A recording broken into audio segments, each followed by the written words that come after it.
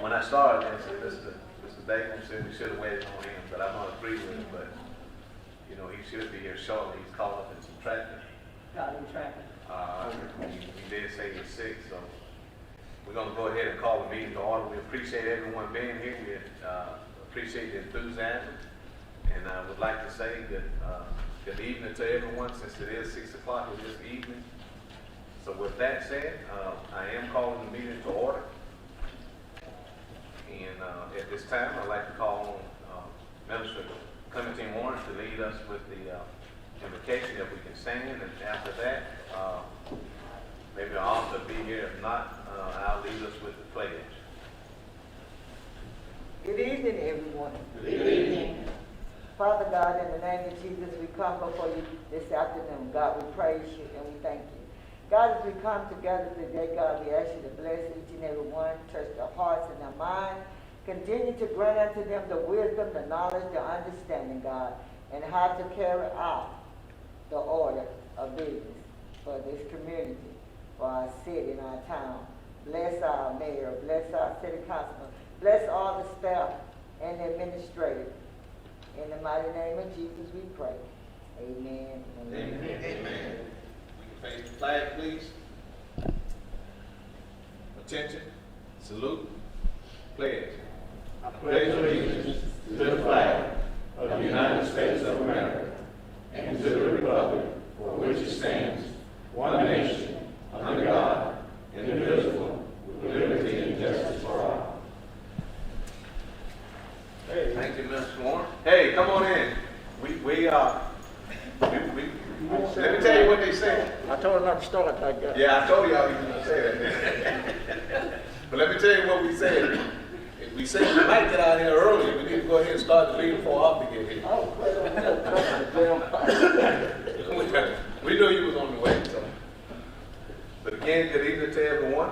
Thank you, Minister Warren. At this time, Council, we do not have any presentation or proclamation. So with that said, we will proceed on under the city clerk. And the next two items we will take separately, as we agreed on yesterday. And at this time, I'd like to call for approval for the regular scheduled meeting minutes for the March 1st, 2021 work session. And at this time, I'd like to entertain a motion to approve the March 1st, 2021 work session. May I have a motion to approve? Motion to approve. All right, motion, Mr. Day. May I have a second? Second, Mr. Ford. Mrs. Lee. Yes, sir. Councilmember Day? Yes. Councilmember Johnson? Yes. Councilmember Bailey? Abstain. Councilmember Gordon? Yes. Mayor Lane? Yes. Thank you. Next, Council, for the approval of the regular scheduled meeting minutes. At this time, Council, I would like to call for a motion for the approval of the March 2nd council meeting. Motion to approve. We have a motion by Mr. Gordon. May I have a second? Second. Second, Mrs. Johnson. Mrs. Lee? Yes, sir. Councilmember Day? Yes. Councilmember Johnson? Yes. Councilmember Bailey? Abstain. Councilmember Gordon? Yes. Mayor Lane? Yes. Thank you. Thank you. And now, City Council, do we have any unfinished business? Anyone? Okay, if not, proceeding on with the resolutions and on administrations. We have a resolution number 2021-51 to be ratified in reference to authorizing the mayor and the city manager to enter into an agreement with W.T. Miller to perform the asbestos abatement in the public safety building in an amount not to exceed $75,761. Mrs. Lee. Yes, sir. Whereas the city of Phenix City has deemed it a necessary emergency that the public safety building needs asbestos abatement. And whereas the quote received for the asbestos abatement is from W.T. Miller and is not part of the building renovation contract with Thayer Bray Construction LLC. And whereas W.T. Miller is licensed and qualified to perform the professional services of asbestos abatement. And whereas W.T. Miller submitted a quote for $75,621 for the asbestos abatement in the public safety building. Now therefore be it resolved that the City Council of the City of Phoenix City, Alabama does hereby authorize the mayor and city manager to enter into an agreement with W.T. Miller to perform the asbestos abatement in the public safety building in an amount not to exceed $75,621. Passed, approved, and adopted this 4th day of March 2021. Ratified the 16th day of March 2021. Thank you, Mrs. Lee. Council, we've all heard the reading of the resolution. At this time, I would like to ask for a motion to ratify for approval. May I have a motion, please? Motion to ratify. All right, that's a motion, Mr. Day. May I have a second? Second, Mr. Gordon. Council, any discussions? I got one question. I wasn't here when this was done, but I can vote on to ratify, is that correct? Yeah. Okay. Yes, sir. We realized that on this particular item here, as we said on yesterday, the reason we received that one bid on it because these folks was already in the building, which made sense to go with those folks. Plus, they qualify. Is that right, Chief? Yes, sir. Okay. All right, thank you, Steve. Thank you, Mr. Day. Any other comments or discussions? If not, call for the vote, Mrs. Lee. Yes, sir. Councilmember Day? Yes. Councilmember Johnson? Yes. Councilmember Bailey? Yes. Councilmember Boyd? Yes. Mayor Lo? Yes. Thank you. Thank you. Next, council, we have a resolution number 2021-52 to be ratified in reference to authorizing the mayor and the city manager to enter into a local government collaborative agreement with Russell County to make application for the CDBG-CV grant through ADECA. Mrs. Lee. Yes, sir. Whereas the state of Alabama's CDBG-CV program allows for the collaboration among those communities which are qualified to receive the state CDBG-CV grant funds in efforts to develop a regional approach that will achieve the goals of preventing, preparing for, and responding to the spread of coronavirus, COVID-19, and other infectious diseases within that respective geographic region. And whereas the state, by and through the Alabama Department of Economic and Community Affairs, ADECA, has authorized that one community among collaborative communities to serve as the applicant government entity to submit the CDBG-CV grant application to ADECA. And whereas Russell County, in that capacity as the one community to apply for the CDBG-CV grant, has collaborated with Phenix City and the town of Kirksboro to ensure that 2/3 of the communities among the collaborative partners have agreed to the proposed CDBG-CV grant application containing the plan for addressing the COVID-19 pandemic.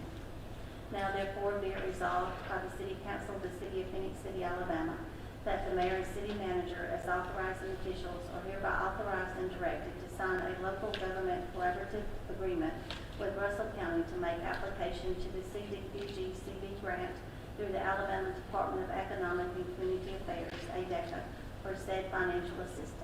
Passed, approved, and adopted this 5th day of March 2021, ratified the 16th day of March 2021. Okay.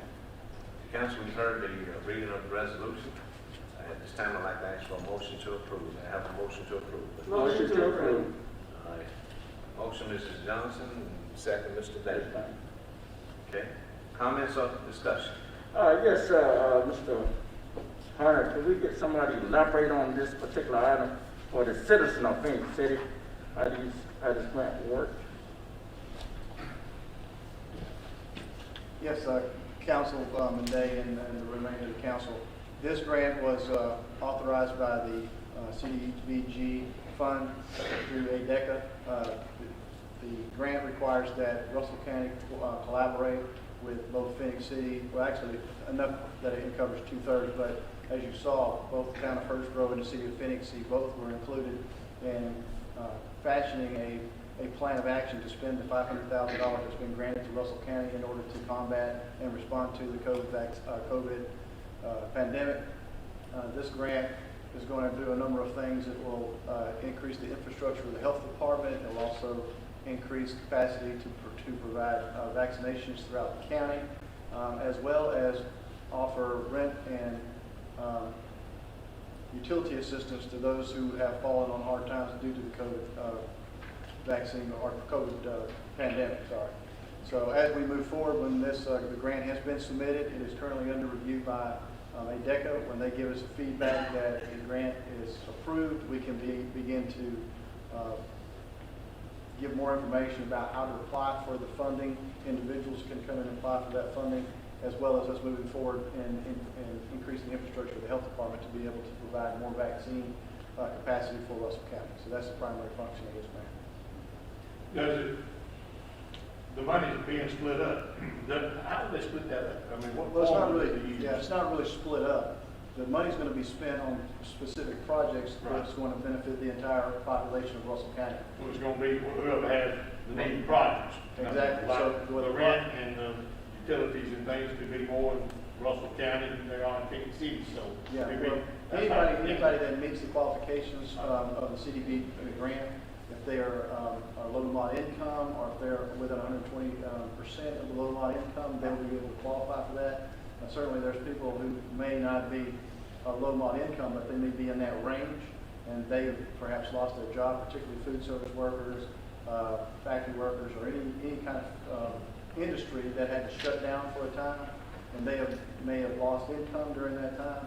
Those are the folks that we'll be looking to target to be able to get them caught up, because many of them may have been behind since March of 2020. Right. And they may still be in arrears, either on rent or on utilities. They may still be struggling to get caught up. This funding is hopefully going to be able to identify that population that needs to get caught up. That, obviously the goal is to keep their utilities up to date, keep the utilities flowing, as well as to avoid any Keep a roof over their foreclosures, education, right. evictions, all those kinds of things. So whether it be a mortgage or whether it be rent, it could be for all those Either one. purposes. Yeah. One more question. I know it's Russell County, Phenix City, and Hutchburg. Does the Phenix City part fall in Lee County? Will that, the people who live in Lee County, my district, that could qualify, they would Yeah. fall underneath the Phenix City part of it? Yes, I understand that they will, and the reason for that is that Lee County also got a grant as well. And Right. that's being, actually Auburn, I think, is the one that's doing their grant application, so they'll cover all of Lee County through that grant there. But we will cover the Phenix City residents inside of Lee County under this grant. So yes, as long as they live in Phenix City or Russell County, anywhere in, and they fall in that category, then they'll qualify for this fund. Yeah, I meant to ask you that yesterday, it skipped my mind, but I thought, I wanted to ask you today. Right. Thank you. Let me also One ask. other question, Chief, I'd like to ask this particular question. This is something that really needed in the Russell County, and I'm gonna say Russell County and Lee County, what have you, because that is true what you stated a few minutes ago about some people's are in the rear of some of those utility bills and what have you. How are we getting this word out to the citizens here in Russell County? Is it on our website or we use the Well, as paper? I said, the grant has not been approved. That's Okay, just okay. what we plan to do with the funding if approved. We have to get permission from ADECA Okay. and from the CDB grant funding authority. We've written those as our primary goals. We've told them who we think should qualify for that funding. And once that's approved by the granting authority, then we can start the project. Once we start the project, for example, they may make some adjustments. We're recommending that if you fall in 120% of the low mod income, which is not, I mean, you may be above low mod income, but you're still within 120% range, that may be disallowed. They may say you can only, get to the low mod. We don't know the answers to those questions yet, so when we know the answer to those questions, then we can make the press releases and get the word out. But it will be fun, we're going to funnel, our project is designed to work through the actual agencies that it's going to benefit, like the health department, like EMA, and we're going to work with United Way and the Community Foundation of Chattahoochee Valley, who already have a lot of that infrastructure in place, with lots of social service organizations already in the field. So they will be able to identify many of those. Mercy Med will be part of that, because Mercy Med is going to have some capacity to deliver some medical expertise as well as vaccination distribution. Did you have something? Yes, and you mentioned vaccination. So the collaboration efforts between these communities, I know it's going to make a significant impact, but there still is some lack of vaccination sites. Since you were talking about the grant, and hopefully we'll get it, can you briefly just speak on whether or not you have identified additional places for vaccination, and where and can people go and get vaccinated? Exactly. One of the reasons that Russell County is lagging behind nationally and even in the state for vaccinations coming to Russell County is lack of storage capacity. The storage capacity is what's going to be addressed by the health department by adding specific freezers to hold the vaccinations, and rubber generators to make sure that those vaccinations are delivered. We can protect those vaccinations to keep them from spoilage by having a generator on those freezers. That's going to be the first phase. Second phase is that there's going to be a mobile medical trailer that will be able to be deployed several places throughout the city, as well as coordinating through people like Mercy Med to provide nurses and pharmacists to deliver that vaccine. Our hope is that when the grant's approved, that we'll be able to do like one spot a day. For example, we may deploy it at Seal Road, and then we make the next day deploy it in Seal Road, and the next day we deploy it in Fort Mitchell, and so on and so forth, all the way down through Hurtsboro. So several spots throughout the community, and that'll be, of course, managed through the EMA. EMA will then take appointments, and then whenever we got enough appointments to deliver that vaccine, then of course it'll be delivered by the health department to that mobile facility and be able to get those vaccines out to the community. So yeah, it's all part of the plan. Again, it has to be approved, and once it's approved, then we can start advertising how we're going to logistically make it happen. So we have to understand that you and a team of folks have been meeting numerous times to elaborate to get this thing found. Exactly. Yes, we've been meeting with the mayor of Hurtsboro, as well as the county commission chairman, Chance Corbett, EMA director, our grant team, Lee Russell, who's writing the grant, as well as some other players. Our grant team in the city, including Angel and Charles Woody and Bragg and several of those members. So we've all been in part of this discussion talking about what's the best use of these funds. And that's the consensus amongst the three governments really. And we're pretty proud that we're able to have that consensus. It's not just 2/3 of the community. We are really covering 100% of Russell County and even Phenix City and Lee County. Let me finish this picture with the day went through. As you talked about Chance Corbett, if any of you all seen some of the news this morning, you've seen the mobilization of people that's bringing the shots in Columbus. And they also informed us that if we had people over here that needed to come sign up to qualify, they would also help us in the effort that's going on here. And Chance is also, like I said, a part of his team that we have over here. To paint the picture that they've had, the latest data on Russell County is saying our population was 58,213. Roughly 15% of that is 65 years or older. 20% are living in poverty, and 13% are uninsured. When you look at what we are talking about, we've had 33 COVID-related deaths out of 4,063 cases. When you look at that and we look at the change of what's affected people, you look at 7,405 households with disabilities, 2,300 households with individuals 65 years or older who are living alone, and 2,200 or more households without a vehicle. We have to look at our whole surroundings. 4,359 households rely on food stamps and other benefits to help them out. We take a look as of December, and you'll know what COVID affected us. Some people, you know, what certain things closed down. You know, we had 2.5 unemployment numbers in 2019, and that rose to 3.3. So we can see the effects of what's happened right here in our whole community of Russell County. And you know, in Russell County, 2/3 of that involved the residents of Phenix City. So we've been impacted, but they've done a really good job in making sure they can get the things that we need to help us moving forward, because we got a long ways to go before we come from under this cloud, you know, with the different variants that's hit us and that's coming in. So they're steadily helping with a lot of different things, the federal government and the state, and there's a lot of things that's coming down that can help us even further. So I appreciate the job y'all done on this, Chief and the staff, Angel and all of you all that collaborate together, Charles and Chief. So we got to keep up the hard work and keep working, stay on top of it. Thank you, Chief. Thank you, Steve. Thank you. Mr. Hunter, let me ask you, I know it's close to over there, they got this large station over there. There's nobody in the state over here who go in and get a shot. I said they can, yes sir, that's what I'm telling y'all. Yes sir, if they qualify, they said they would take people. Okay. Yeah, see, people forget about when it comes down to something like this, you know, we don't look at the state, we are a region. Okay. You know, so they're looking, and they brought in a tremendous amount, and it really is, it's overwhelming. It can't make it to what they thought it would. And like I say, they've been doing a great job over here also. It's just a matter of trying to make sure you get more people as more people qualify. You know, and each week, and like I say, the governor has done all she can do. She's made some great decisions on helping us, to especially, you know, the decisions that we would have to made if she didn't make those decisions. That's So, a good thing they're helping us out, because I look at that facility right across the river, it's huge. Yeah, we all do the same. It's vice versa. Anything that they need, we do it, Okay. and they do the same thing. I think, Yes. Okay, thank you all. At this time, we'll call for the vote. Mrs. Lee? Yes, sir. Councilmember Day? yes, Councilmember Johnson? Yes. Councilmember Bailey? Yes. Councilmember Gordy? yes. Mayor Lo? Yes. Thank you. Thank you.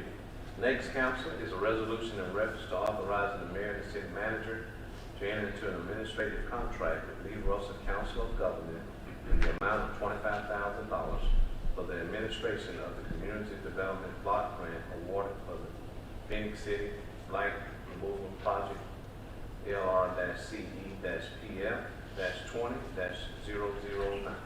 Mrs. Lee. Yes, sir. Whereas the city of Phenix City has been awarded a community development block grant from the Alabama Department of Economic and Community Affairs for the purpose of blight removal. And whereas the city of Phenix City wishes to retain the services of Lee Russell Council of Governments for grant administration associated with the blight removal project. Now therefore be it resolved that the City Council of the City of Phenix City, Alabama hereby authorizes the mayor and city manager to enter into an administrative contract with Lee Russell Council of Governments in the amount of $25,000 for the administration of the Community Development Block Grant awarded for the Phenix City Blight Removal Project LR-CE-PF-20-009. 90%, $22,500 will be federal funding with a 10% $2,500 local match. Passed, approved, and adopted the 16th day of March, 2021. Okay. Thank you so much, Mrs. Lee. Yes, sir. You've heard the resolution, council. At this time, I'd like to ask for a motion for approval. May I have a motion to approve, please? Motion to approve. All right, motion, Mr. Day. May I have a second? Second. Second, Mr. Bailey. Comments or discussion? Okay. Not, Mrs. Lee? Yes, sir. Councilmember Day? Yes, Councilmember Johnson? Yes. Councilmember Bailey? Yes. Councilmember Gordy? yes. Mayor Lo? Yes. Thank you. Thank you. And next, council, under administration, we have a resolution in reference to authorizing the mayor and the city manager to enter into a master professional service agreement with Lavella Associates to perform services for the closure of the current underground storage tank UST pre-permit with ADEM for property located at 1002 East to a bypass in an amount not to exceed $33,720. Mrs. Lee. Yes, sir. Whereas the City of Phoenix City Engineering Department has solicited a proposal from Robella Associates to perform services related to the closure of the existing underground storage tank, UST, permit for the Alabama Department of Environmental Management, ADEM, for the city-owned property located at 1002 East to-a bypass. And whereas Robella Associates has provided a proposal for the necessary services for a fee of $33,720. Now therefore be it resolved that the City Council of the City of Phoenix City, Alabama, does hereby authorize the mayor and city manager to enter into a master professional services agreement with Robella Associates to provide professional services for above referenced property in an amount not to exceed $33,720. Passed, approved, and adopted the 16th day of March, 2021. Okay, council, we've heard the resolution. May I have a motion to approve, please? Motion to approve. All right, we have a motion by Mr. Gordon. May I have a second? Second. Second, Mrs. Johnson. Council, are there any comments or discussion? I'd like to ask a question, Mr. Hall. When they get that tank out of the ground, they take it off the premises. What they do is they sell it, or do we get any funds? No, sir. They will take care of everything, all the debris that they have to take care and remove. You want to speak on that? So, Mr. Day, since we know the tanks are leaking because we have done an environmental phase 2 on it, those tanks will actually have to be taken to a disposal site specifically for that type of hazardous material. But this proposal does allow them to come in, remove the tanks, they'll remove any of the contaminated soil, and then they will go back in and backfill the hole and put it back with crushed stone. So, we're just trying to clean up that area because it's been like that for a long time. The previous owner just would never do anything about the underground storage tanks. So how many tents are there? Just one? We think there's 3. 3. Okay. Thank you, Angel. Any other comments or questions, discussion, council? Okay, if not, call for the vote. Mrs. Lee? Yes, sir. Councilmember Day? Yes. Councilmember Johnson? Yes. Councilmember Bailey? Yes. Councilmember Gordon? Yes. Mayor Rose? Yes. Thank you. And next, council on the building department. We have 3 resolutions and public notices in reference to setting public hearing dates and fixing demolition costs associated with the following properties located in Phenix City. First one is 1900 2nd Avenue. Second one is 2013 2nd Avenue. And the third one is 323 South Seal Road. At this time, I will ask the clerk to read one master resolution, council, and the public notice. And after that, we'll take them all in one vote, if that's the pleasure of the council. And with that, Mrs. Lee. Yes, sir. Whereas the City Council of the City of Phoenix City, Alabama, has been informed by the building official of the city that substandard structures at the following locations in Phoenix City were in need of demolition or removal: 1900 2nd Avenue, 2013 2nd Avenue, 323 South Seal Road. And whereas the City of Phoenix City, Alabama, has solicited sealed bids as required by Alabama law, and the apparent low bidders meeting the specifications required for the demolition of the substandard structures are as follows. The amount listed below includes stumping fees: 1900 2nd Avenue, J&J Land Development Incorporated, $4,950. 2013 2nd Avenue, J&J Land Development Incorporated, $3,800. 323 South Seal Road, J&J Land Development Incorporated, $4,200. And whereas the city is required by law to give notice of certified or registered mail to the person last assessed for ad valorem taxes before the final fixing of cost, and a copy of the resolution is to be published in the Citizen of East Alabama, a newspaper of local and general publication in Russell County, Alabama. And whereas the building official of the City of Phoenix City, Alabama, was authorized to proceed with the demolition and or removal of the substandard structure for the apparent low bidder at the approved bid price. Now therefore be it resolved by the City Council of the City of Phoenix City, Alabama as follows. 1. That the city clerk give notice of certified or registered mail to the person last assessed for ad valorem taxes, and a copy of this resolution be published in the Citizen of East Alabama newspaper one time before the final fixing of cost and establishment of a special assessment upon the property as required by law. 2. That the date for fixing of cost before the City Council shall be April the 20th, 2021 at 9 a.m. Eastern Daylight Time in the Martin Idlehour Park Community Center or via platform Zoom. 3. That at such public hearing, any person interested in this property, as well as the person last assessed for ad valorem taxes, should appear and give reason, if any, why the City Council should not establish a special assessment upon the property for the cost of the demolition or removal of the substandard structure, which the owner of the property had either failed or refused to do after it had become a public danger or health hazard. 4. The cost of demolition for each structure as listed above shall be levied against each property as a special assessment and shall constitute a lien against the property to be collected through the Revenue Commissioner's Office for Russell County, Alabama. The council notes that the parcel identification number for each property is listed on the public notice and the individual resolution for each property. 5. That the property owner is shown on the tax records of Russell County, Alabama for each property is as follows. 1900 2nd Avenue, Pittsview Holding LLC, 2018 tax sale, 598 Cottonton Road, Pittsview, Alabama, 36871. 2013 2nd Avenue, Faithful Missionary Baptist Church, attention Pastor Ernest Sneed, IV, 201 20th Street, Phoenix City, Alabama, 36867. 323 South Seal Road, Letitia Stewart, 718 Highway 26, Hatchachubby, Alabama, 36858. Passed, approved, and adopted the 16th day of March 2021. The public notice reads as follows. Notice is hereby given that the City Council of the City of Phenix City, Alabama will meet on April the 20th, 2021 at 9 a.m. Eastern Daylight Time in the Martin Idlehour Park Community Center, 3743 Moonlight Drive, or by the platform Zoom, to consider the fixing of cost incurred by the City of Phenix City for the demolition and/or removal of substandard buildings or structures at the following locations: 1900 2nd Avenue, 2013 2nd Avenue, 323 South Sill Road. The legal description follows on the public notice.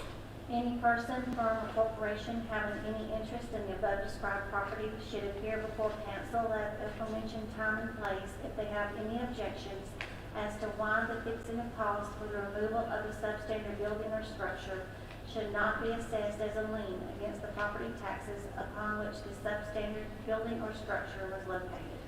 This is the 16th day of March, 2021. Thank you, Mrs. Lee. Council, we have all heard the reading of the master resolution as well as the public notice. We have all agreed that we can take them all in one setting.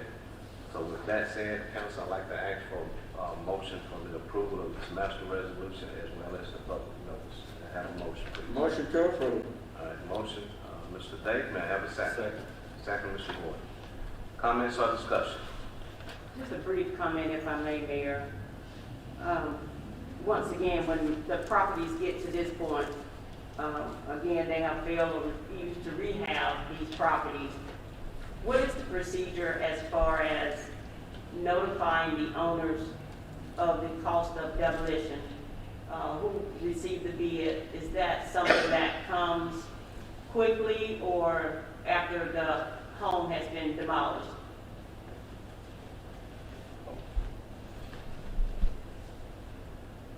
All these structures are in the Reeves landfill, and it's the city's clerk's job to notify them of the actual lien. Okay, but these are been demolished already. Oh, already? Yes, Okay. ma'am, these are already in the landfill, and we're gonna have a public hearing after the 20th to give an opportunity to voice, the public to voice their opinion. Okay. Could you tell them, explain the process of the length of time and how they have, you have to send certified mail, so. Yeah, we have sent out letters, we have sent out 2 letters, and then we sent out a 3rd letter that's, not required, but we do it as a courtesy, for people to move belongings out of their house if they want any belongings, and we call it a 15-day letter, and pretty much we're gonna go in there 15 to 30 days after that and demolish the house. Okay. And then, the owners, the company that received the bid, the lowest bid. Mm-hmm. And so we contact the owner and say, it was bid for $49.95 and you have X number of days to pay this or, Is that, how's that handled, Melanie? Well, it's, when we have the public hearing, if y'all want to give them time, y'all can decree, any time frame that y'all want to give them. Or, if they can't, pay it right then, it'll go on their tax bill against their taxes, and when they get their tax bill in October.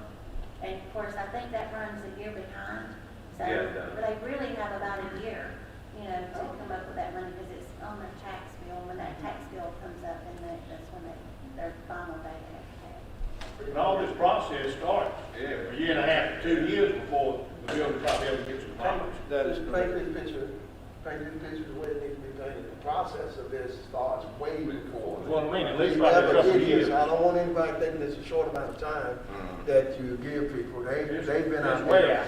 several times before helping people. They go through the process of trying to get people to clean their property and clean it up or remove it themselves. They have every choice I in was the gonna say, world. they probably That's right. They have call time. Gil or whoever and say, look, Yeah. I'm gonna get down there and do this, and then he gives them another And- 2 or 3, 4, and- 5 months working, and some of them don't do it, some of them Then do. it goes through the process of being declared a Taxes. nuisance. Yeah. Before And they you put a notice on the doors and Yeah. all that down there, they ride by the property, so I mean, there's plenty of notification and plenty of time for someone to make an adjustment and do something about it if they plan on doing it. That's correct, and in doing this, it was years ago, like I'm saying, why we have so many structures that's not fit, is because for years, they didn't put the revenue in there, in the budget, couldn't stand that, tearing it down and not being able to recover your revenue. So we put it in place a few years ago, several years ago, where we placed liens on these properties. Exactly. And that way, the city could recover and take that money and rotate it to clean up even more. That was the only way to do that, because you would have been losing hundreds of thousands of dollars, and that's not the way it should be, so. Well, I know Gil and It's a process, a long department process. works with the owners if they come to him, because I know there's, I'm not gonna mention them now, but we've had discussion on some that they've been told and they still didn't do it, and then they're given another 6 months or a year, and then they still didn't do it, and you know, and they finally get to the end that there's no other choice. It comes to a point where we can't turn it back, That's right? right. Yeah, these are. This is in one of the regional points. landfill. Yes, these are in So the. you can't run it back. It costs something length of I time. know he's doing it, you know, with, you know, their feelings in mind, the people that own these properties is what I'm saying. You're doing it that way, and that's the way it has to be done, and I appreciate you know, you working with the people, and appreciate that you know, you take the time to try to make it work for them. But sometimes it gets to a point where Yeah, we can't stop. some of them just can't. It's not that they won't, just some of them just don't have the money to do it, to either fix it back up or either take it down, so this is the only available option that we have. Right. And this is just another effort I would add, you know, to again, just clean up the city, because we've got so many, structures that are, I mean, it's just an eyesore.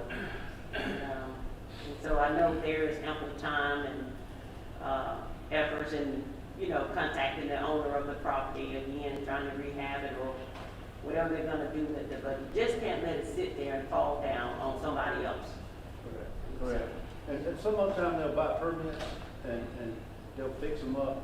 A lot of times they'll just buy permits to stall. And they don't do any work, and at some point, you know, we gotta stop selling permits and start moving forward. Exactly. Thank you. Thank you, yeah. Any other comments, discussion? Not, Mrs. Lee? Yes, sir. Councilmember Day? Yes. Councilmember Johnson? Yes. Councilmember Bailey? Yes. Councilmember Gordy? Yes. Mayor Lo? Yes. Thank you. And council, next on the engineering department. We have a resolution in reference to purchase one 2021 Ford 250 Super Cab 4x2 pickup model X2A from Stivers Ford Lincoln in an amount not to exceed $29,583. Mrs. Lee. Yes, sir. Whereas under the Alabama bid law for public contracts, municipalities can purchase property under a state bid provided that the state bid so provides. And whereas the city desires to purchase the property hereinafter described on the said state bid for the cemetery division in the engineering department.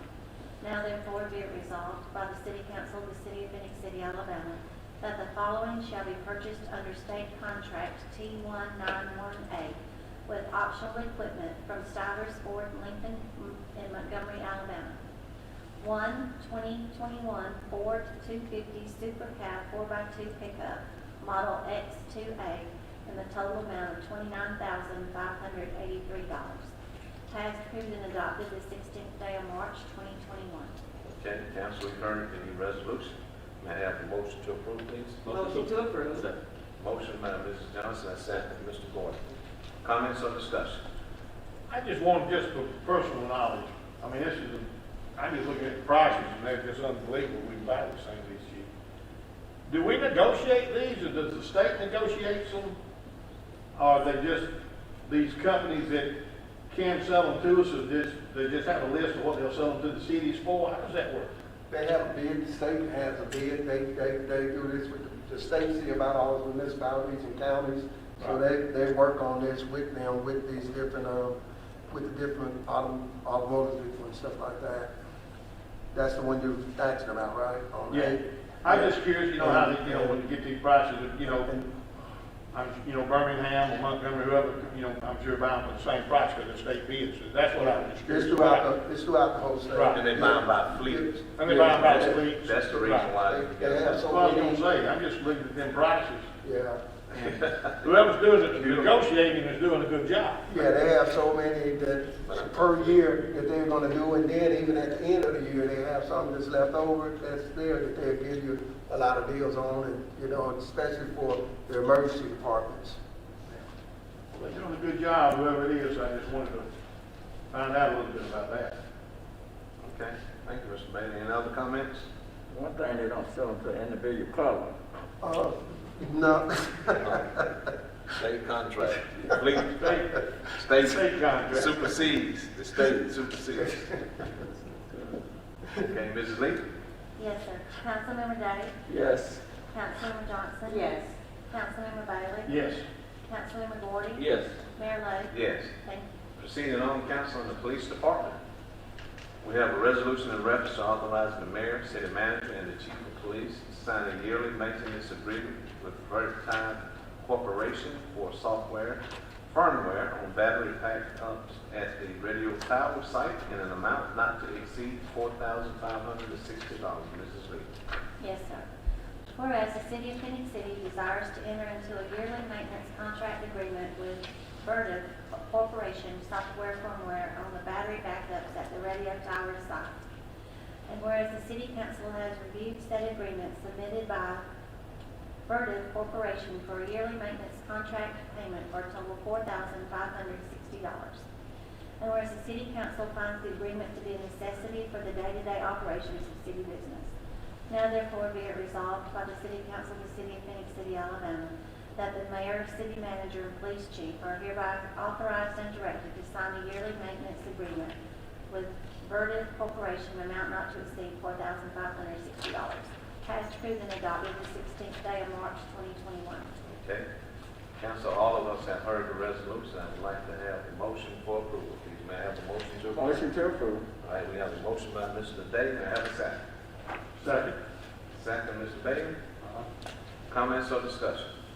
Yes, sir, Mayor, Chief, have we had any problems since we had that tower installed down?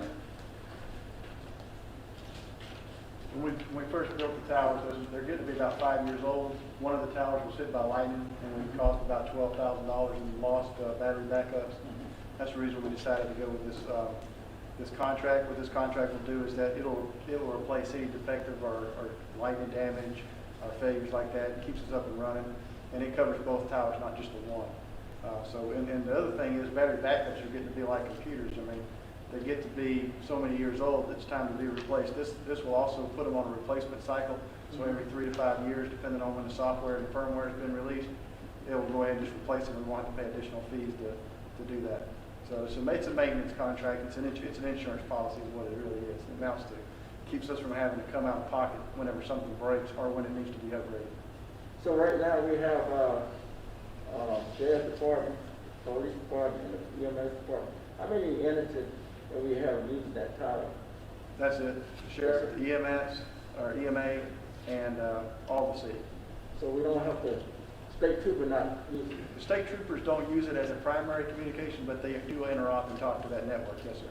But they don't use it for primary. Those are the 3 agencies that primarily use it for dispatch services. But that's obviously, that we can talk all across the state with that. We can interop with all the way to Huntsville, all the way to Mobile, and Gulf Shores. Okay, good, thank you. Chief, the tower site, is it at the police department or on Wright Road? No, there's one on Wright Road and there's one still outbound. Seal, and Wright Road. Thank you, Chief.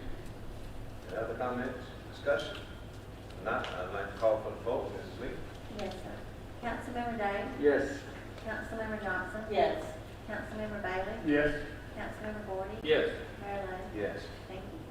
Council, proceeding on the police department. We have a resolution in reference to the purchase of 2 2021 Chevrolet Tahoes from Donahoe Chevrolet in a total amount not to exceed $74,129.40. Mrs. Lee. Yes, sir. Whereas under the Alabama bid law for public contracts, municipalities can purchase property under a state bid provided that the state bid so provides. And whereas the city desires to purchase the property hereinafter described on said state bid for the police department. Now therefore be it resolved by the City Council of the City of Phoenix City, Alabama, that the following shall be purchased under state contract T191 with optional equipment from Donahue Chevrolet, Fort Payne, Alabama.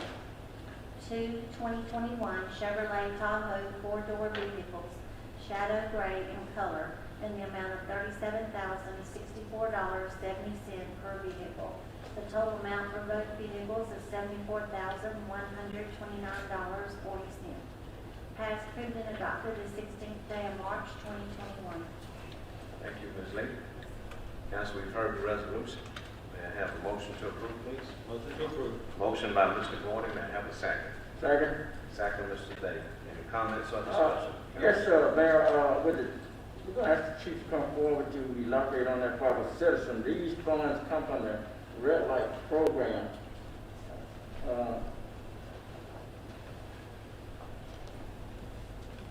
We want the citizens to understand where these funds come in. Yes, sir, they come to the red light program. Would you go in depth and tell you how that program works? Well, And what let happens them is- know that once they get a light or ticket or something like that, it does not go against their insurance. No, it doesn't go, the red light, photo enforcement, as many people have worried about, photo enforcement, it basically gives you a break for breaking the law. And what happens is if a law enforcement officer catches you running a light and they write you a citation, that'll go against your driving record, go against your insurance rates and all that. One of the things that the red light camera does, it does change behavior because people then think about running red lights because they know even if an officer's not there, the video is going to take a picture of you running it. But it does generate some funds, and those funds are used to supplement public safety. That's one of the primary functions of the red light camera fund.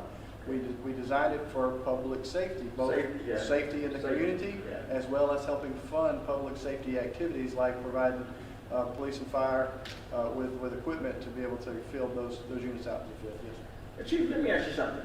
Okay, just like someone receive a ticket from that program, how long do they have to pay? It's 2 weeks, 3 weeks? It's usually 30 days from the time that they receive it. 30 days, okay. All right, thank you, sir. Thank you, Chief. At this time, council, I'd like to call for the vote. Mrs. Lee? Yes, sir. Councilmember Day? Yes. Councilmember Johnson? Yes. Councilmember Bailey? Yes. Councilmember Gordon? Yes. Mayor Lo? Yes. Thank you. Thank you. The next council on the ordinance, we have the first reading. It's an ordinance authorizing issuance of the city's $9,105,000 subordinate water and sewer revenue warrant, Series 2021-CWSRF-DL, partial principal forgiveness, and $925,000 subordinate water and sewer revenue warrant, Series 2021 DWSRF-DL. Council, at this time, I'd like to ask for a motion to dispense with the reading. Offer that motion at this time, Mayor. Okay, we have a motion by Mr. Day. May I have a second? Second, Mr. Gordon. Mrs. Lee? Yes, sir. Councilmember Day? Yes. Councilmember Johnson? Yes. Councilmember Bailey? Yes. Councilmember Gordon? Yes. Mayor Lo? Yes. Thank you. And now, council, at this time with this ordinance, I'd like to ask for a motion to suspend the rules. Motion to suspend the rules. All right, we have a motion by Mr. Gordon. May I have a second? Second. Second, Mr. Bailey. Okay, Mrs. Lee? Yes, sir. Councilmember Day? Yes. Councilmember Johnson? Yes. Councilmember Bailey? Yes. Councilmember Gordon? Yes. Mayor Lo? Yes. Thank you. And now, council, at this time, I'd like to ask for a motion for the approval of this ordinance. May I have a motion to approve this ordinance, please? Motion to approve. All right, motion, Mr. Day. May I have a second? Second. Second, Mrs. Johnson. All right, call for the vote, Mrs. Lee? Yes, sir. Councilmember Day? Yes. Councilmember Johnson? Yes. Councilmember Bailey? Yes. Councilmember Gordon? Yes. Mayor Lo? Yes. And I do know that I asked for the motion in the second with each item. Normally, we will ask for discussion and questions or comments, but I do, at this time, Mr. Hunter, that we can have some discussion on this ordinance. Yes, sir, I was gonna call on him anyway, so, yes, fantastic job, yes, sir.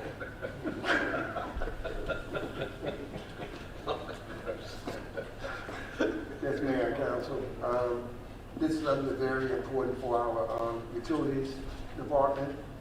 Something that we've been waiting. The state created in 1997 a revolving account that we could use, but since then they've done a really good job with the interest rates on it and combined with ADM.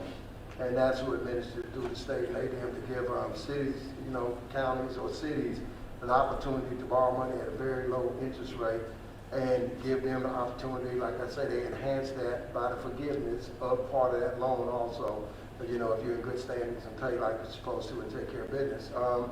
But our system that we've been looking at, we're dealing with a filtration plant that was built in 1928.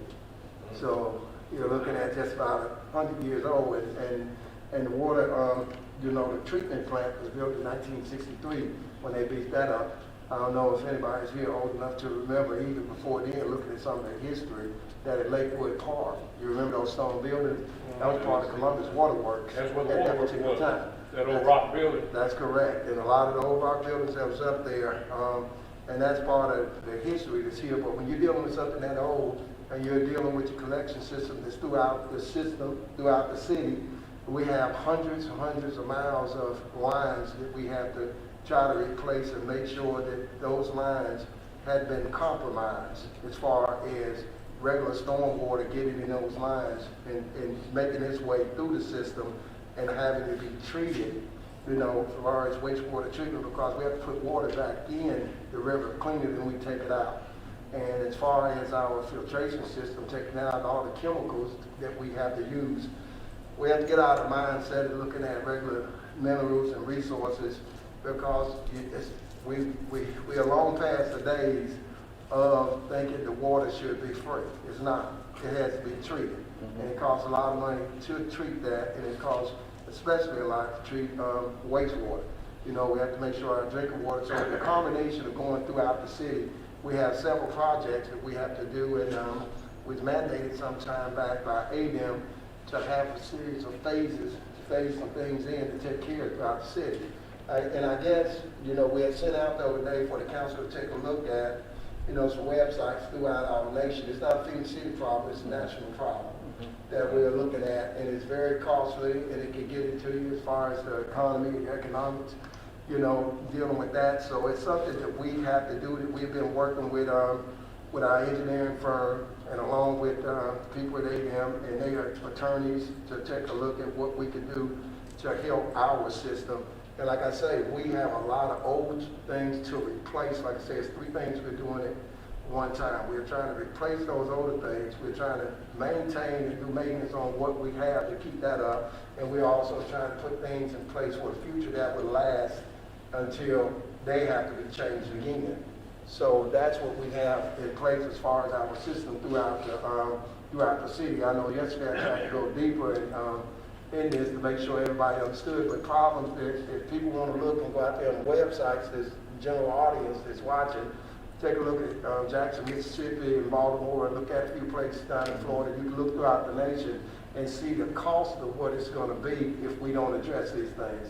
It's not a problem to a lot of people until they have to boil water, or they turn around and they have to, like I say, the other things that you can't, the general health things that you need to do as far as washing yourself, cooking. You know what I mean? You gotta have those things. You can't flush. You can't flush the toilet through, or this waste is coming out of the ground. And if you don't stay on top of it, it can paralyze your city, like it's paralyzed a lot of places before. And if we don't take care of those lines that's running to make sure they don't have that infiltration of storm water in those lines, we could be like a lot of places out in Houston, Texas, and it's a lot of different places that's been compromised so bad. I mean, and when you have to fix this thing behind the 8 ball, it's a lot more costly than trying to stay in front of it. Our utility system, being a public system, has never been viewed as the same thing as a power company, where you're always, they have to steadily maintain it, or looking at a gas company. It's the same type of business. It's just a public utility. A lot of utilities are not ran that way. That's why sometimes it is easier on people, because it's more sensitive with officials running it than it being put under like a water board here or whatever. That's a big separation of things there and whatever. So because officials hear more of what the citizens say, but at the same time, we got to put forth a grand effort in educating our public on what we're dealing with and what they don't want to have a part of. And that's when you don't do the things that you're supposed to do, and that's when people will look at us and say, you had decisions to make.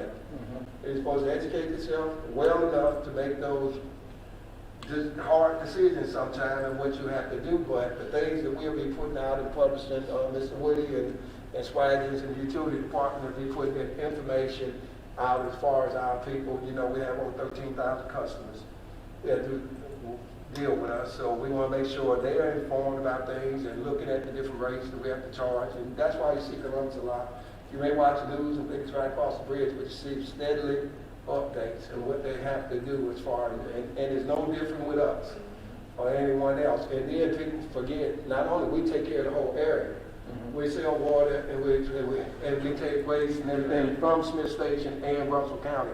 And we deal with Fort Mitchell if they need something. We cover the whole area over here to make sure things done. So we have to have we have to keep our system up and keep it going strong. And for years, there's false information out there on what our system could treat.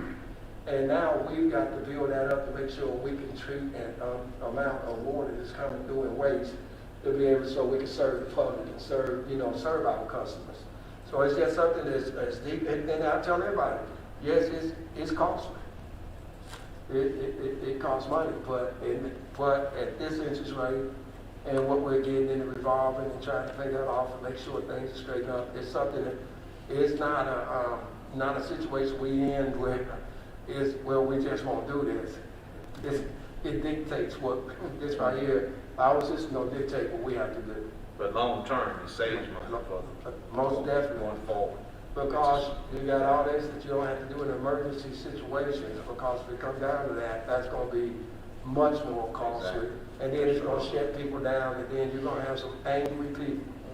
You will have that, so we want to make sure we don't get in that fix. We want to stay ahead of the curve and bring our entire system up as good as we can. And there's also some other things coming down the pipeline from the stimulus that I was reading up on that came through, where some of this revenue, when we get that and make the application and apply for the different revenues from there, that we can use on our system also. So I'm hoping that works out for us also to go along with this, and we'll be able to accomplish a lot more than what we thought we would be able to do at this time. But that's maybe what, unless y'all have any questions. But it's just smart to stay ahead of the thing rather than just try to be catching up. Yes, sir. Catching up, I mean, you're running from behind and it can cost you $10 per dollar or whatever to try to catch up. And then you got issues and problems. And if we stay ahead of the curve, like the mayor says, it's mission critical to stay ahead of it. And if we stay ahead of it, keep planning to stay ahead of it, then, you're planning for the future, which is the people behind us that can plan for the next group behind them. And it just makes good common sense to do that. That's right, and we don't want to leave any problems on other people. And like I'm saying, when you repair things, you know how that is. You're putting something new on top of something old. If somebody shut down while you're repairing, it's just that simple. Because it's a chain reaction of so many breaks. When Paralyzed Smith Jack specifically, once it went bad, it went through 80 breaks. And like I say, one of the worst things in the world when you're being shut down through water is not one of the greatest factors, is the safety of the city. Fire department, they can't do nothing without water. Do medical calls and they can run in and do certain things, but you're talking about when you start having fires in certain areas, if you don't have that, you're in trouble. And also, Mr. Hunter stated that we do business with other, such as Smith Station, Russell County, other utilities, and we go under, have some problems. They will also, it trickled on down to them as well. Yes, sir, it would affect them also. And like I say, a lot of people don't realize, we have, we set up things years ago for emergencies. We have lines under the river, as far as each end of the plant to deal with Columbus, but you're looking at the whole area.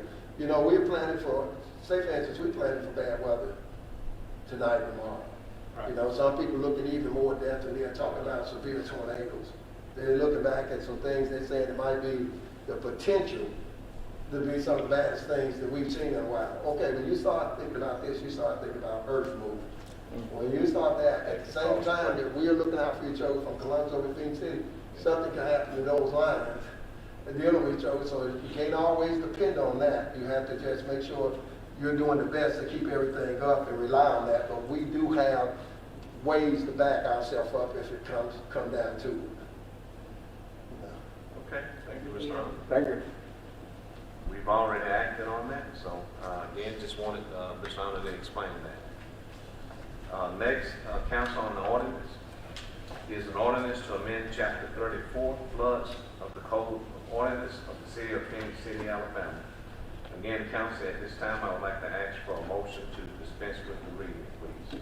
A motion to dispense with the reading. Motion, Mr. Day, that's the second, Mr. Gordon. Okay.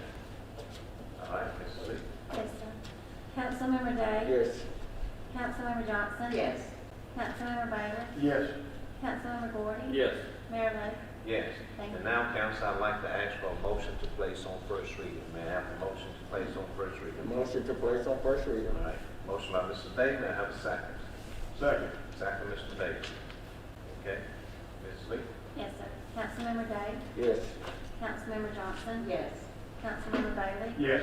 Councilmember Gordon? Yes. Mayor Lo? Yes. Thank you. Thank you. And next on the board appointments, council, we have the Historic Preservation Commission. We have 2 openings. As we all know and stated, we tabled it on the 2nd because one of the person had not been contacted. That person since that time has. So at this time, council, I'd like to open it up for, what I would ask is that both person has agreed to serve. So at this time, I'd like to ask for a motion to approve the reappointment of Elizabeth Richards. Motion to approve. Okay? To reappoint Elizabeth Richards. Yes. We have a motion, may I have a second? Second. Second by Mr. Boyd. Okay? Mrs. Lee? Yes, sir. Councilmember Day? Yes. Councilmember Johnson? Yes. Councilmember Bailey? Yes. Councilmember Gordon? Yes. Mayor Lo? Yes. Thank you.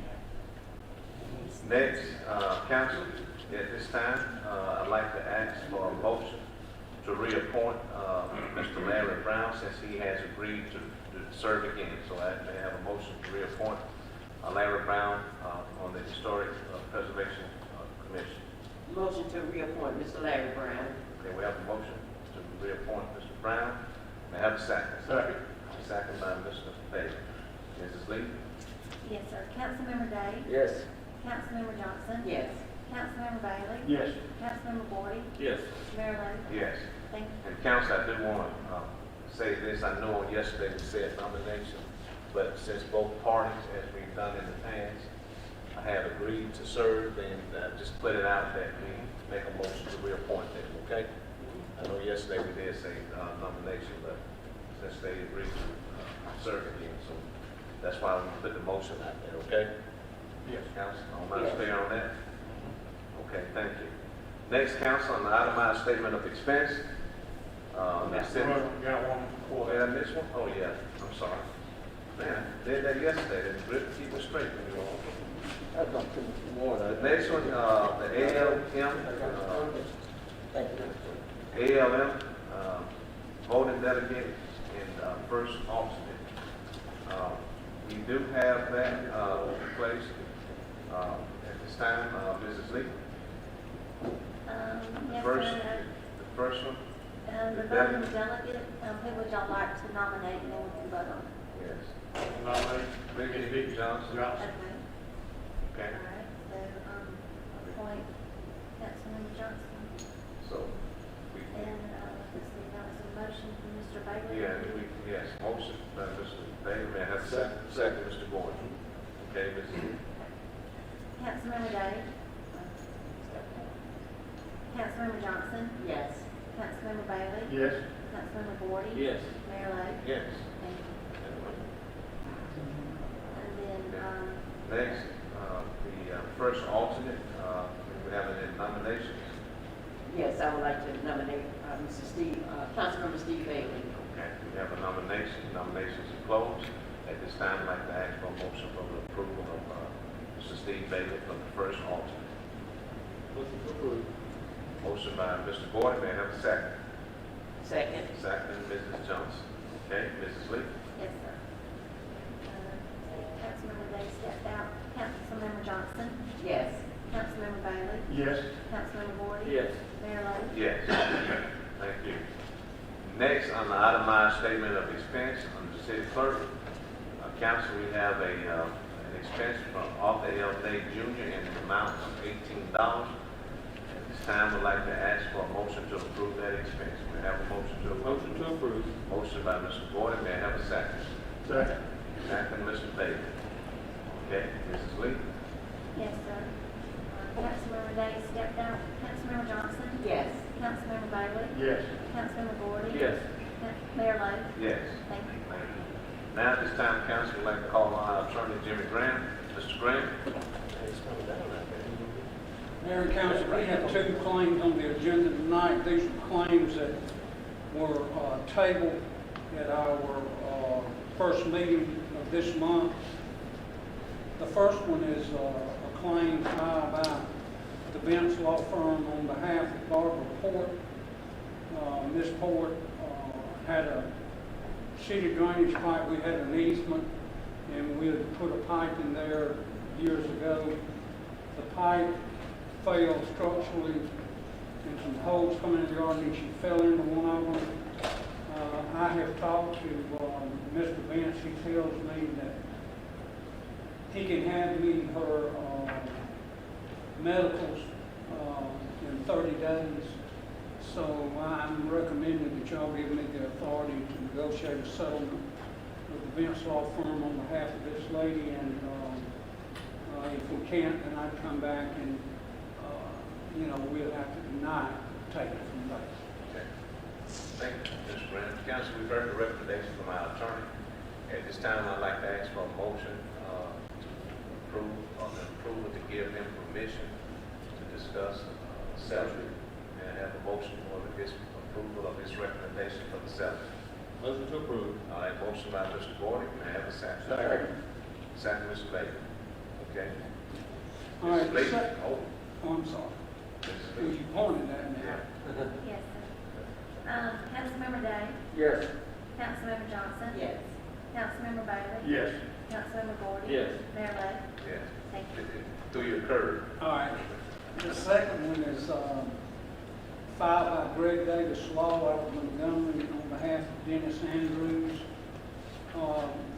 We originally got this claim back in October of 2020. It was on the 11/17/2020 agenda. My recommendation was to allow me to negotiate a settlement. I've not been able to do that, and for various reasons. So my recommendation tonight is to deny this claim. Okay, thank you, Mr. Graham. Council, we've all heard the recommendation of our attorney to deny. At this time, I'd like to ask for a motion for that approval. Motion to approve. All right, motion, Mr. Day, may I have a second? Second. Second, Mr. Gordon. Mrs. Lee? Okay. Councilmember Day? Yes. Councilmember Johnson? Yes. Councilmember Bailey? Yes. Councilmember Gordon? Yes. Mayor Lo? Yes. Thank you. Thank you, Mayor and Council. Thank you, Tim. And next, council, on the city manager, we have resolution number 2021-53 to be ratified in reference to authorizing the mayor, the city manager, to enter into an agreement with Robinson Paving Company Incorporation to perform emergency work at the River Walk located between Troy University and the railroad threshold in an amount not to exceed $123,480. Mrs. Lee. Yes, sir. Whereas it has been determined that emergency work is immediately required on the section of the River Walk located between Troy University and the railroad trestle. And whereas the Chattahoochee River has reached flood stage 8 times since 2019 and undermined the above described section of River Walk, and without action could collapse during the next flood event. And whereas the city engineering department received a proposal from Robinson Paving Company Incorporated to perform said work in an amount not to exceed $123,480. Now therefore be it resolved that the City Council of the City of Phenix City, Alabama authorizes the mayor and city manager to enter into an agreement with Robinson Paving Company Incorporated to perform said work for the above stated amount. passed, approved, and adopted this 15th day of March 2021, ratified the 16th day of March 2021. Thank you, Ms. Lee. Yes, sir. Council, we've heard the reading of the resolution. It's time to have a motion to approve, please. Motion to approve. All right, we have a motion by Mrs. Johnson. May I have a second? Second. Second, Mr. Baker. Okay, any comments or discussion? All right, that's not it. Call for the vote, Mrs. Lee. Yes, sir. Councilmember Day? Yes. Councilmember Johnson? Yes. Councilmember Bailey? Yes. Councilmember Gordy? Yes. Mayor Lo? Yes. Thank you. Thank you. And thank you, council, so much. Thank you all very much. At this time, council, I would ask if there's anyone who would like to say something.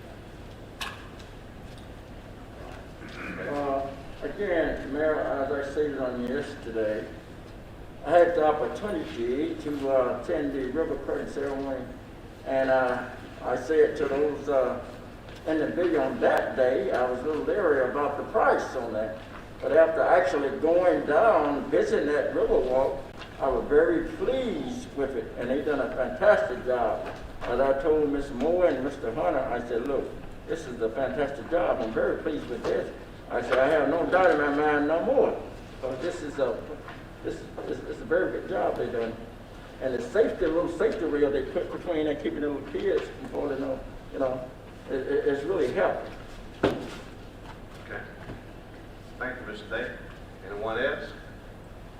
I got just a comment or two, Mayor. I was going to thank Minister Clementine Warren for coming out this evening during the invocation, but I see she has left, but we still thank her for her time and her efforts. And also just want to say congratulations to our mayor. He and two other fine gentlemen was inducted to the CDCC Hall of Fame, so congratulations, Mayor Lowe, Mr. Bubba Copeland, Mayor out of Smith Station, and also Mr. Michael Neal, who I'm not as familiar with, but congratulations. And also, I'll be remiss if I didn't just recognize women in the month of March. March is International Women's Month. And so I say to all the women, you meet the challenge head on. If it's at work, at home, in your daily life, you meet those challenges head on. So I salute you women for meeting those challenges and also succeeding. And especially women in government. We saw an article in the recent newspaper, The Citizen, got a female mayor down in Hillsborough, close by. On the commissioner, 1 out of 6 women don't serve on county commissioner in Russell County. 1 out of 5 here on city council. In Smith Station, 1 out of 5, I believe. And the head of our state, Governor Kay Ivey, who is doing a fantastic job, all the way to the national level where the Speaker of the House, Nancy Pelosi, and our newly elected Vice President, Mrs. Kamala Harris. So I salute women in government especially because this is one of those challenges, like I said, we meet head on, and it's not easy. And so to all of our women, and especially women in government, we honor and we salute you in the month of March. And I just want to thank the citizens for doing the things you do to make Phenix City the best place to live, play, and worship. So I personally thank you. Thank you. Mr. Hunter, anything? I'd just like to notify the public to be prepared and get prepared for a little bit of tough weather over the next couple of days. So anybody out there listening, get your family, get your resources together, and be prepared. Preparation is always 90+% of what you do when you have something pending like this. So that's very important. I want to thank Bob Franklin with the EMA for working with our public safety department and our grant team and trying to do the things that they're doing, trying to make sure that we keep us informed of the numbers dealing with the COVID and the things they're doing there. Our health department is doing the best they can do, giving the shots and stuff. All the ones surrounding Walmart, the different pharmacies that's participating and making sure that our people, and they got a great effort that's going in trying to do these things and make sure these things work. So, and we just inform the people to go to websites and take a look at the different pharmacies that can offer you appointments to get the shot vaccinations and things like that. So the numbers they're doing a tremendous job. Like I say, all the way from the federal level to the state level, people out here, they got a grand effort that they're putting forward. So I'd like to thank everybody who's doing that. Like I say, always our staff and the work that we have to take care of and do. And thank you all for what you're doing. That's all. Thank you, Mr. Hunt. Mr. Boyd?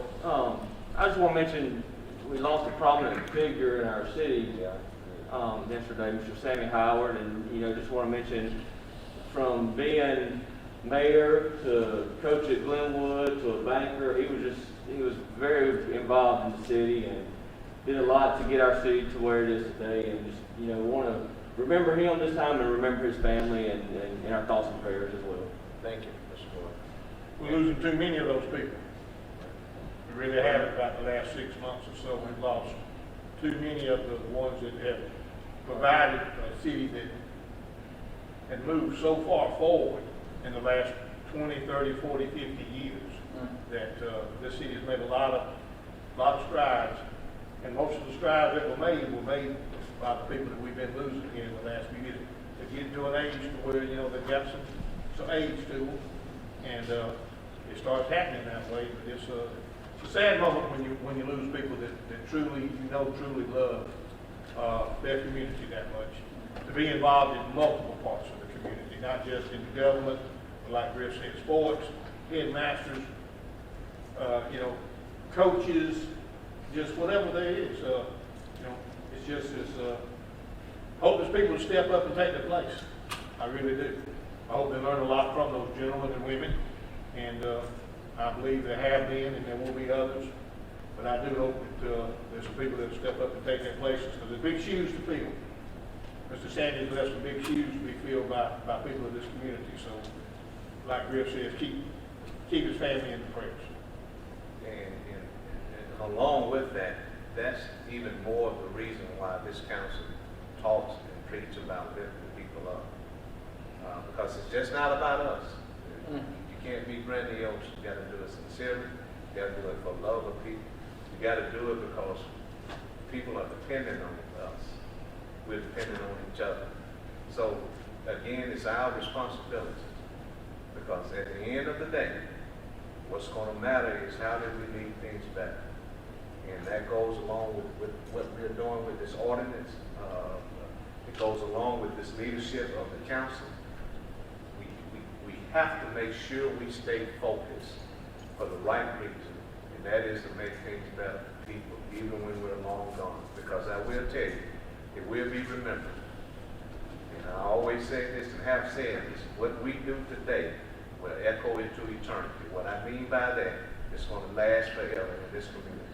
So that's the reason why we need to adhere to how we treat each other, how to be forthright, how to be humble, how to do it for the right reason.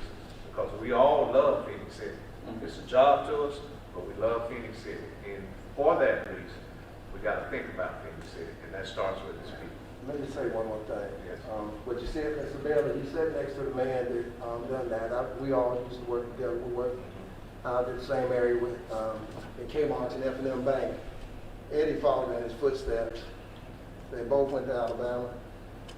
They both coached. They both was trained by Mr. Green at the bank, and they both was mayors. And they worked together for years. He hired me at the bank. Well, I mean, that's the shoes I'm talking about. You got to fill them. He followed that. There was multiple ways that they served our community and never forgot our community. And always put the community first and never wanted any recognition for it. That's right. That's the important thing. They did it, like the mayor says, they did it for the reason to serve, not for recognition. That's right. And I'll be forever grateful to a lot of those people that have done that. He hired me in the bank, and let me tell you, he had courage to do that, because of my ethnicity. But I will tell you, he did go to bat. But again, we can learn from that, and we need to learn from that. But again, it's not about us. That's right. We don't need to be grandiose. It's about doing the right thing. So we love Phenix City. Let's continue to do so. Let's continue to be wholesome, tell the truth, be forthright, and make sure that we're doing it, because at the end of the day, none of us will be here. Amen. Mayor, I'd like to say something before we dismiss, please. I noticed on the 7th of this month, my hat's off to a young man named Devin Morgan. He put together a program down there at Asbury Park, and they had free hot dogs, sodas, and stuff like that. And I'll be impressed when I arrived down there. They had approximately over 200 folks down there. Most of them were kids and young folks. And I had the opportunity to speak to those young folks as well. But it's going to take, as I said down there, it's going to take the whole community, the teachers, the preachers, the churches, it's going to take everybody to help curtail this violence we have throughout the Charlotte Valley area. This is one of the things that I stated.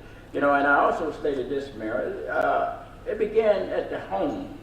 And I stated that the parents need to know where their kids are and who they are going out with, because anything can happen.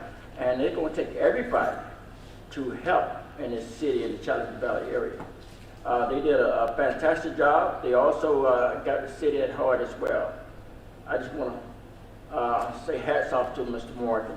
That's all I have, Mayor. Thank you. I concur, thank you. Let's put other first. Let's do that. So with that, we appreciate you all. I know it's a little late. Thank you all. Let's go home and really spend time with the ones who are going to cry the most at our funeral. That's our family. Thank you all, and we adjourn. Someone might be driving in. Ain't that right, Richard? Right. I'll back up. I'm going to cry the most. Our family. I'll be right back. Good water. Oh, you must have left that thing early. I got there at 3.